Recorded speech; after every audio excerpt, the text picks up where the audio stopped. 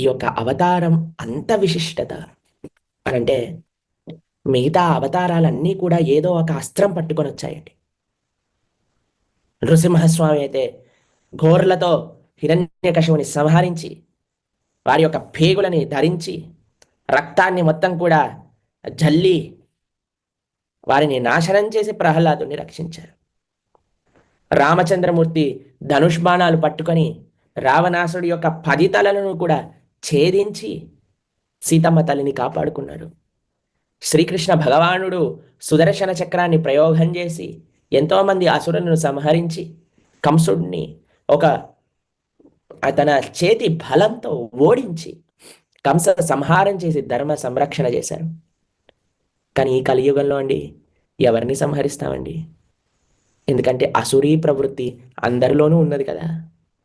సంహరించాలి అంటే అందరినీ వేసేసేయాలండి. ఎందుకంటే అందరూ ఆ ఆసురీ ప్రవృత్తి ఆసురీ భావనలు కలిగిన వాళ్ళు. కానీ ఈ కలియుగంలో శ్రీకృష్ణుడు శ్రీ చైతన్య మహాప్రభువుగా ఆవిర్భవించినప్పుడు ఎటువంటి బాహ్యమైన అస్త్రాన్ని పట్టలేదండి.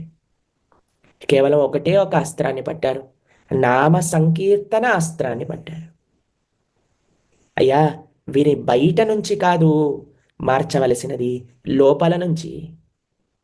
ఎప్పుడైతే ఆ హరినామాన్ని చెప్తారో, ఎప్పుడైతే ఆ భగవంతుడి యొక్క నామస్మరణ చేస్తారో, ఎప్పుడైతే ఆ భగవద్ వైభవ విశేషాన్ని స్మరిస్తారో అప్పుడు తప్పకుండా మారుతారు. అప్పుడు లోపలుండే ఆసురీ భావనలన్నీ కూడా తొలగిపోతాయి. అప్పుడు లోపలుండే ఆ చెడు ప్రవృత్తులన్నీ కూడా పోతాయి.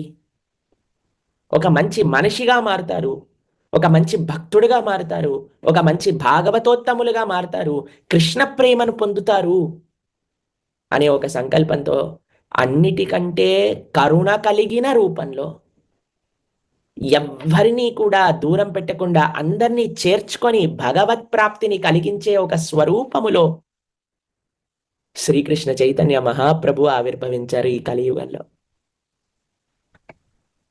నమో మహావధన్యాయ కృష్ణ ప్రేమ ప్రదాయతే కృష్ణాయ కృష్ణ చైతన్య నామినే గౌరత్విషే నమః. మహావధన్యాయ అని అంటారు. రాముడిని ఏమంటారో తెలుసా అండి? మర్యాద పురుషోత్తముడు అని అంటారు. ఆయనకి ఆయన చూపించిన మార్గం, ఆయన చేసిన నడవడిక, ఆయన చూపించిన ఒక చక్కటి ఎగ్జాంపుల్, ప్రపంచంలో ఎవరు రాముణ్ణి అనుకరించినా సరే వారు ధర్మాన్ని ఆచరిస్తున్న వారు అవుతారు. ప్రపంచంలో ఎవరు రాముడి యొక్క నడవడిని అడాప్ట్ చేసుకున్నా సరే వారు జీవితంలో సక్సెస్ఫుల్ అవుతారు. మర్యాద పురుషోత్తముడు అని అంటారు. మర్యాదలో ఆయనకి మించి ఇంకెవ్వరు దాటలేరండి. అంత లోక వ్యవహార మర్యాద రాముడికి తెలుసు. శ్రీకృష్ణుని ఏమంటారో తెలుసా అండి?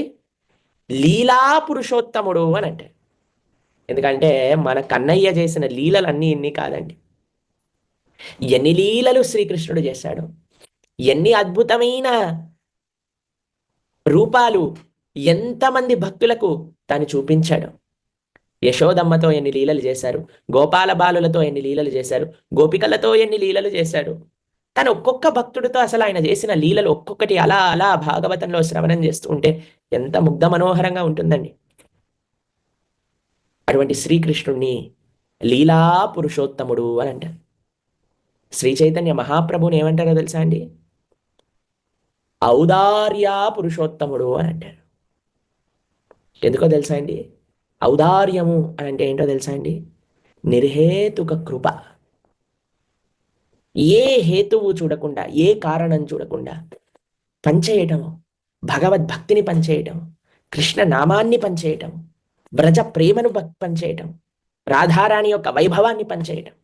యది గౌర్ నా హోయితో కబే కి హోయితో రాధార్ మహిమ ప్రేమ రససీమ జగత జానాతకి.